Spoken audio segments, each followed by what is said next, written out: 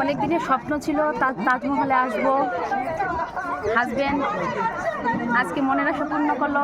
At present আমরা তাজে আছি। দেখুন ব্যাক সাইডে দেখতে পাচ্ছেন আপনাদের তাজমহল এখানেই আছে।